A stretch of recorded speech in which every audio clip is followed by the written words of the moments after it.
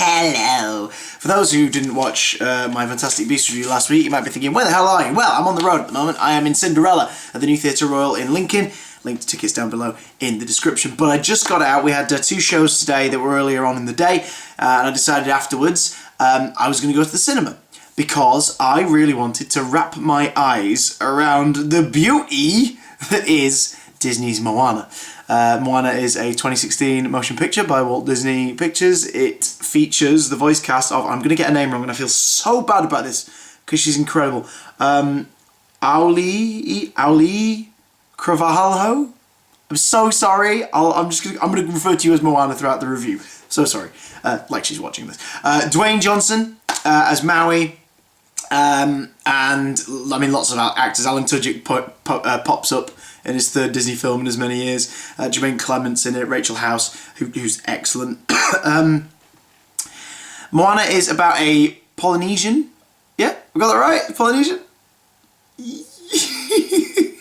Yes! Sorry, these are off the cuff because it's reactive and I'm not really going to be editing it because I don't have the time or the facilities right now. Moana is a Polynesian chief's daughter who is being moulded by her father to become the chief of her island one day. There's just a problem. All the islands are dying. And they all stay within their own place, within their own people. They never go beyond the reef of the islands. They all farm and live and work together on their island.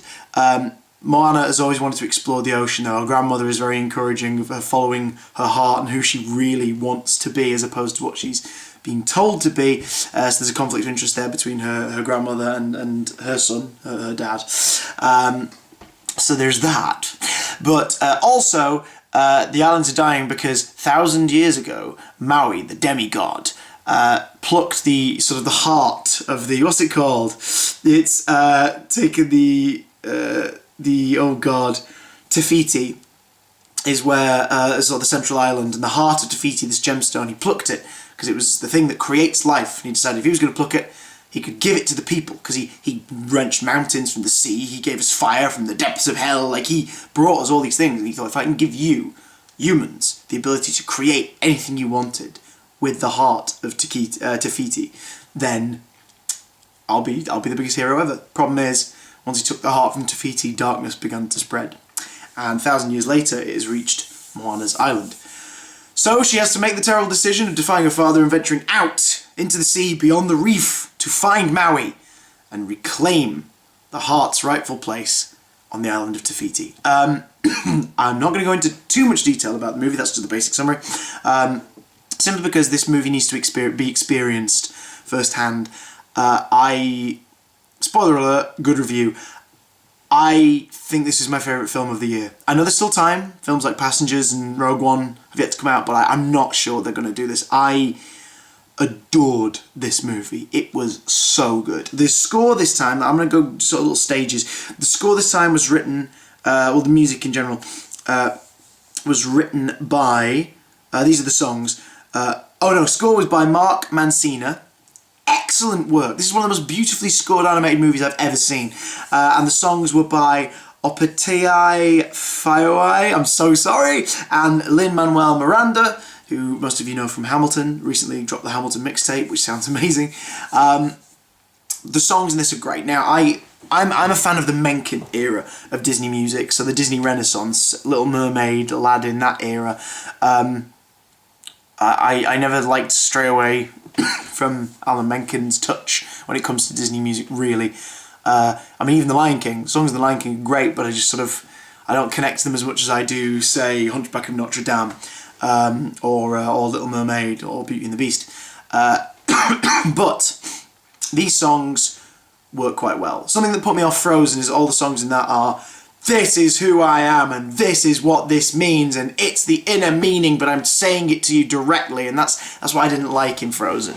I do kind of like songs in my musicals that progress the story.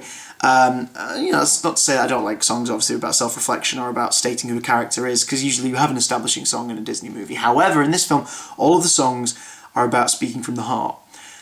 And because they happen at the right moment, there's a certain arrangement to it, because they happen when it's needed the most, and because it's usually one person to another saying, be you. You be you. Don't be what you're expected to be. Just whatever you feel you really truly are, where you belong, that's important.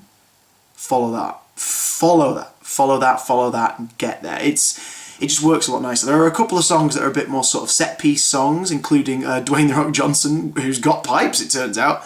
Maui's sort of introduction, when we meet him physically in the movie, called "You're Welcome," which is an earworm, catches all hell, as well as Jermaine Clement's song as the villainous Tamatoa, which is called "Shiny," which may not make sense to you right now, but it will when you see the movie. Those two are sort of the two songs that are like, yeah, but the others just make you go. Beautifully written characters, wonderfully written characters, really nicely paced, doesn't charge into the adventure. It takes its time at the beginning to establish exactly who Moana is and what must be done and why she feels she needs to do it.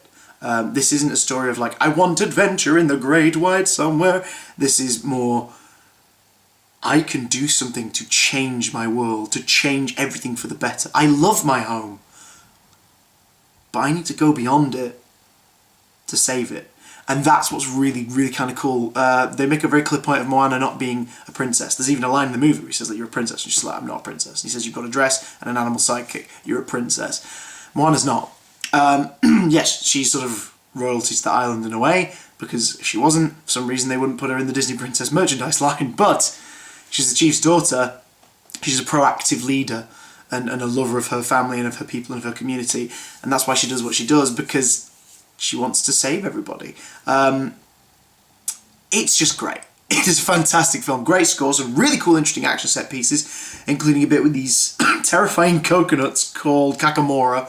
That is a great set piece. There's a brilliant set piece with the crab, Tamatoa, which is amazing. Couple little animal things in there, like the sort of traditional animal psychic thing. There's a rooster called Hey Hey, played by Alan Tudyk. Doesn't speak, it's just noises.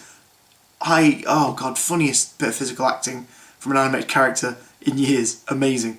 There's also a tiny little pig who features in it. I can't remember what the pig's called. But yeah. Okay, a few things to get out of the way. That's why I think this is worth your time. The animation style of this film is stunning. Water has never looked so beautiful in a movie, full stop. Like, full stop. Live action, animation. It's gorgeous in this film.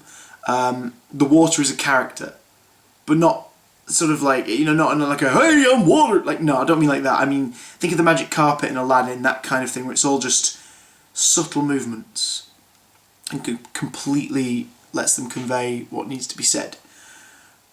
Visuals are just beautiful, whether it be water, whether it be rock, gold, lava, it just looks stunning. The use of Polynesian culture is gorgeous. Like, it's gorgeous. It gives the film such a unique flavour. It really stands out as a Disney flick as well, just for that alone. That's incorporated into the score and the music and the songs, which again, massive highlight. I will be buying the soundtrack to this film. Slight complaint, tell me in the comments if you've already seen the movie, if you had this too, but in my cinema, the sound mix on the songs, it seemed that sometimes the music would drown out the vocals, which is a shame, because some beautiful, beautiful singing in this, especially from, and again, I'm not going to say her name because I got it wrong, but the actress who plays Moana.